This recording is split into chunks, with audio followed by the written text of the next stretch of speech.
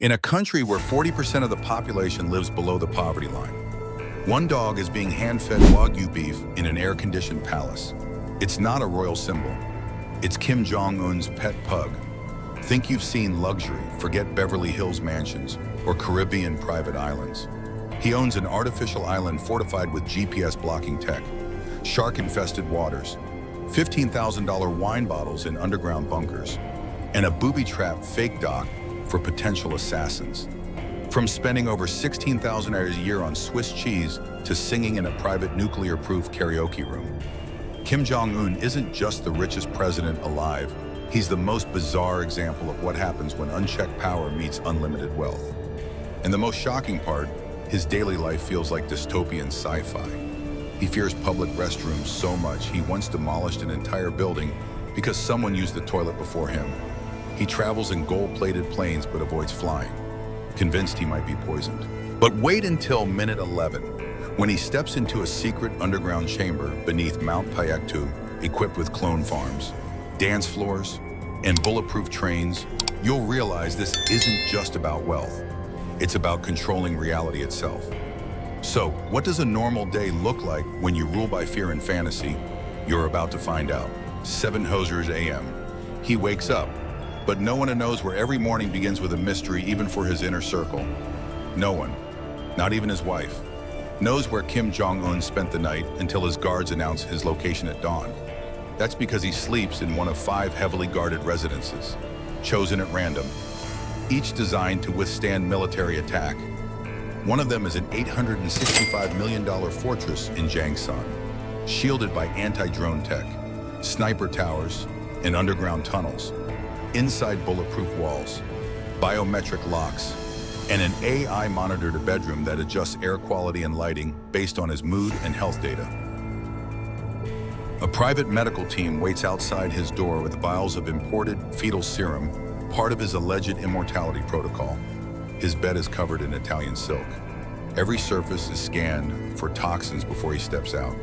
And when he finally does, a team of 30 security officers clears every hallway, sanitizes every room, and even replaces the air filters. It's not a wake-up routine, it's a military operation. But this level of paranoia isn't fear, it's control. Because for Kim, absolute power begins the moment he opens his eyes. 8 surreal a.m., breakfast fit for a dictator.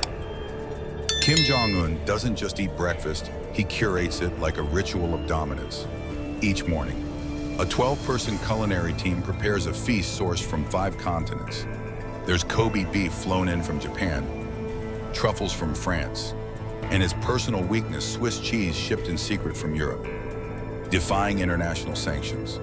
Some mornings, he washes it all down with a 50,000 bottle of vintage Burgundy. But the strangest part, he doesn't eat alone. His dog's purebred pugs, German Shepherds, and a prize sapsary are served their own gourmet plates, complete with Wagyu steaks in mineral-infused water. In a climate-controlled dining room, each dog sleeps on silk cushions embroidered with his family crest. The dining room itself is a fortress anti-surveillance tech, sterilized airflow systems, and guards outside the door. Every dish is sampled by a food taster hours in advance. Why the paranoia? In 2016, a general was reportedly executed because he requested the same cut of steak Kim ate the night before. In Kim's world, breakfast isn't about nourishment, it's about status. Every bite reminds his inner circle in the world that even his animals eat better than most of his citizens. 9:30 a.m. Into the bunker beneath the sacred mountain. After breakfast, Kim Jong Un often disappears literally underground. Hidden beneath Mount Paektu, the spiritual heart of North Korea, lies one of his most secretive assets, a $600 million nuclear bunker. It's accessible only via a tunnel connected to his private compound, or by mini submarine from his artificial island, built to survive a nuclear attack. The bunker is armored with 25-ton steel doors and an independent air system that can sustain life for 10 years. But this isn't just a fallout shelter, it's a palace. Inside, there's a command center, a private dance floor with laser lights, In a karaoke room stocked with both North Korean propaganda anthems and American pop hits. There's even a clone pig farm, supposedly part of a secret genetic project to feed his elite inner circle during wartime. Security is fanatical. AI monitors track every movement. All electronics are Faraday caged. And just in case, there's a bullet train 180 km/h waiting underground for immediate escape. This bunker isn't just about survival. It's a symbol, a place where fantasy meets fear, where the supreme leader can dance, drink, and plan nuclear strategy without ever seeing the light of day. 11 a.m., the meeting where mistakes mean death. When Kim Jong Un enters a meeting room, silence isn't just expected, it's enforced by fear.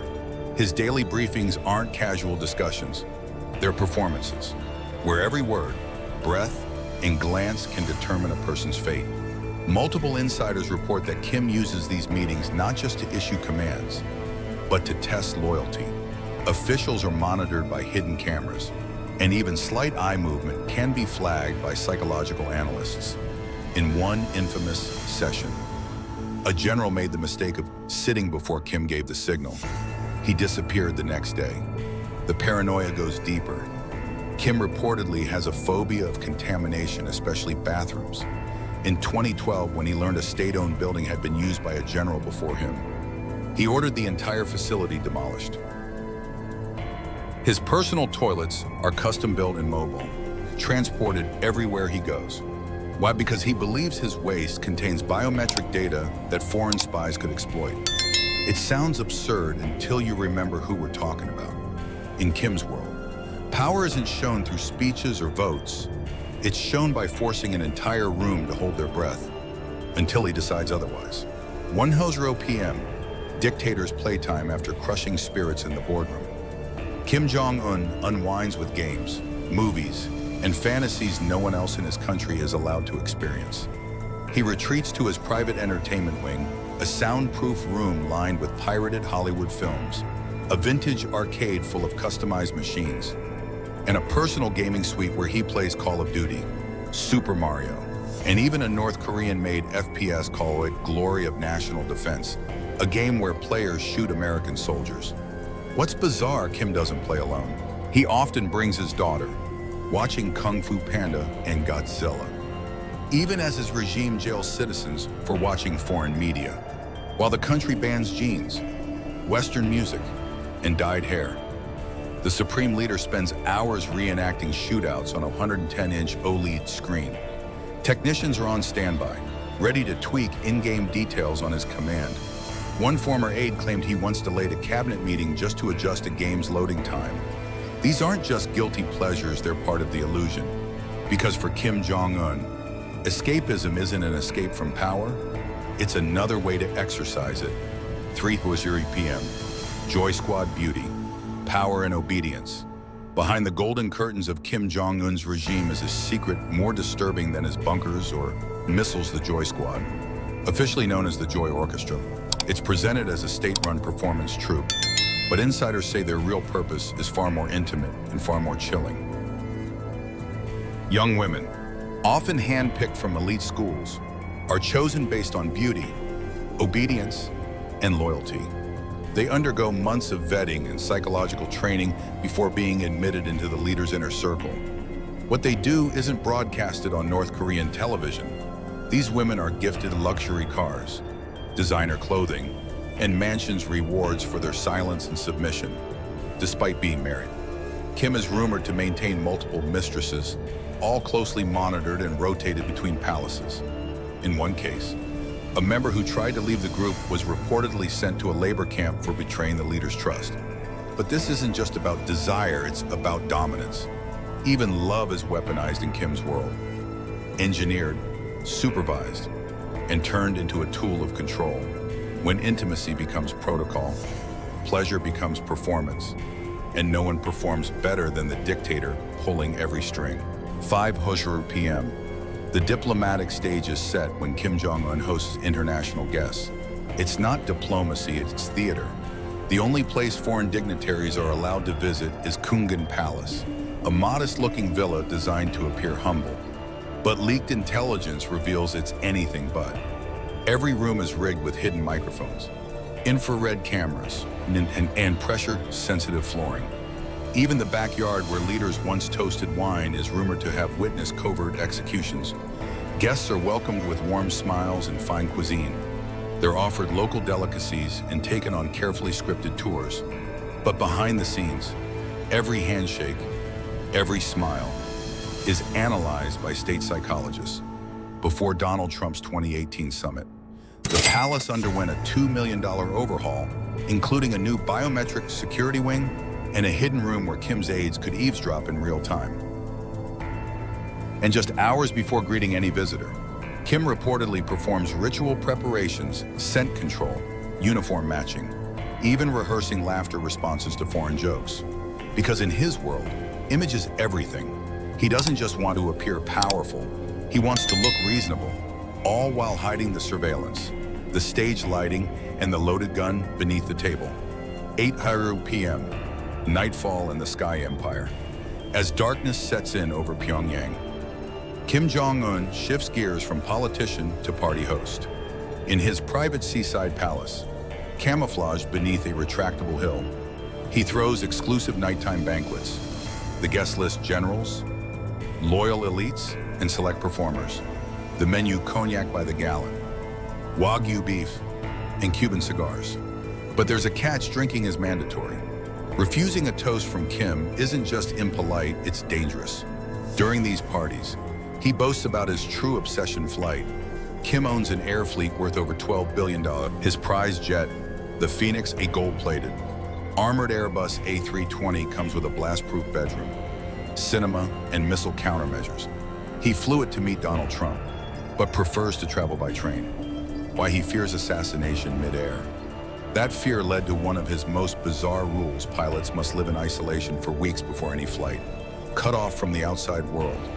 He also uses decoy aircraft like a derelict Boeing 747, sent up as a distraction in case of missile attacks.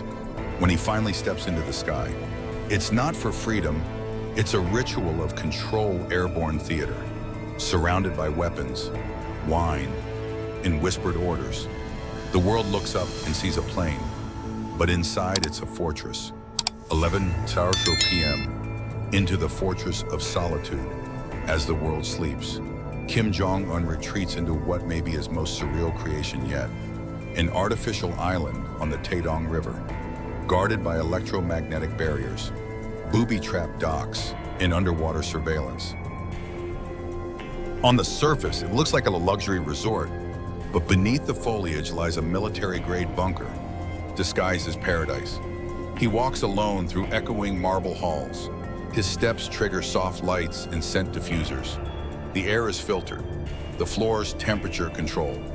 In the wine cellar, over 5,000 bottles, each worth more than the average North Korean annual income, wait behind biometric locks. He sometimes plays arcade games. Sometimes he reviews surveillance footage of his generals. Sometimes he just stands on the balcony with his dogs, staring into the dark water. Even the sharks swimming nearby have been trained for security. This isn't just a hideaway, it's a simulation. Every camera, every speaker, every square foot of this island is calibrated to respond to him. His voice opens doors, his mood changes lighting, his preferences shape the atmosphere. This is where the illusion peaks: no press, no public, no party officials, just a man surrounded by every luxury imaginable and still not free. 12:00 a.m., the loneliest god on earth. At the end of his meticulously choreographed day, Kim Jong Un isn't celebrating. He's alone inside a bunker built to keep the world out. And fear in, every luxury, every palace, every genetically modified animal is a monument to absolute control. But the deeper you look, the more it resembles something else, a prison made of gold, guarded by sharks, ghosts of enemies, and rituals no one dares question. He doesn't just rule a country, he manufactures reality. And yet, for all the jets, bunkers, and billion-dollar islands, one truth remains: he fears being touched. He fears being seen. He fears losing grip on the myth he's forced to live inside. So the question isn't how rich Kim Jong Un is. It's how much he's willing to sacrifice to never feel powerless again. What do you think? Is this control? Or is it fear disguised as power? Comment below.